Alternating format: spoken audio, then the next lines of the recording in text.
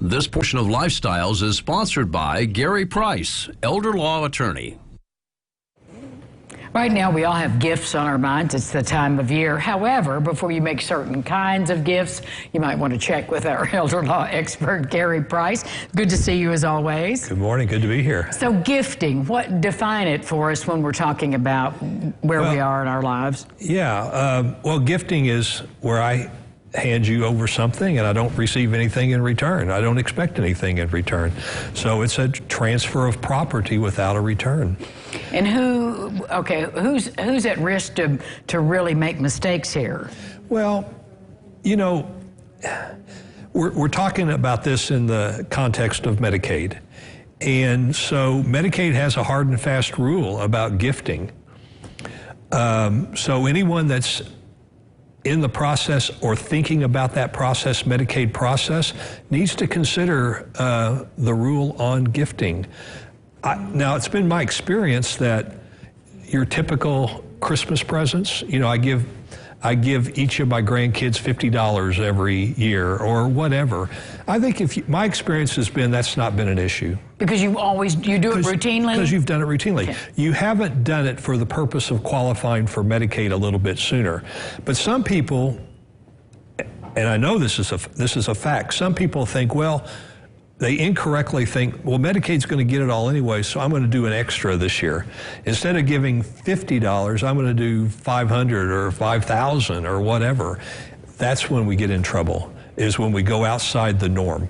Well, why would anybody think that? I mean, what is the myth out there in the world that says, okay, give this big gift here at the holiday time when it's out of character?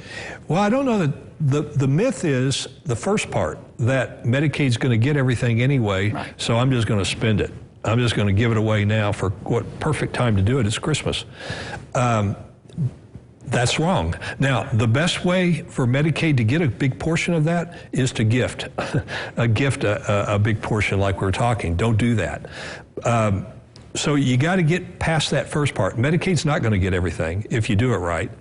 And there is a way of gifting, planned gifting, and you want to take that in consideration as well. All right, so what are the considerations for a person who is really ready to plan for Medicaid and planned gifting? Are we talking about over a period of years or months? Well, if a person is getting ready for Medicaid, then they might be in crisis mode, meaning sure, Medicaid could be fairly soon. No, whenever I talk about planned giving, well, there's always an issue of, you know, getting everything into one place. So you could have insurance policies with cash value that we need to maybe take care of. You could have investment accounts with a brokerage group, and we may need to deal with those. Once you get everything into one account, planned gifting is writing checks at that moment. Now, it might be temporary, meaning ownership of those checks may be temporary, but planned gifting is when we know exactly what we're going to gift, and we know as a result of that gift there may be a penalty period to Medicaid, but we plan for that in the amount of the gift. And that was my next question is, what happens when you do and you get penalties? You do get a penalty. Everybody thinks that if I do a gift, I'm automatically not going to get Medicaid for 5 years because there's that 5-year look back. That's not the case.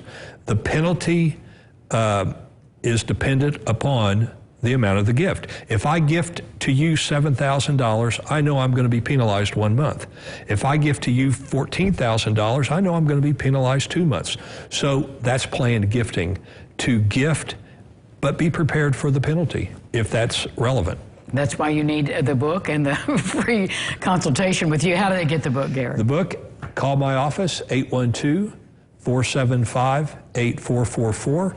We'll send you a copy, no charge. Medicaid in Indiana. Thank you, Gary Price. We'll be back with more Lifestyles right after this.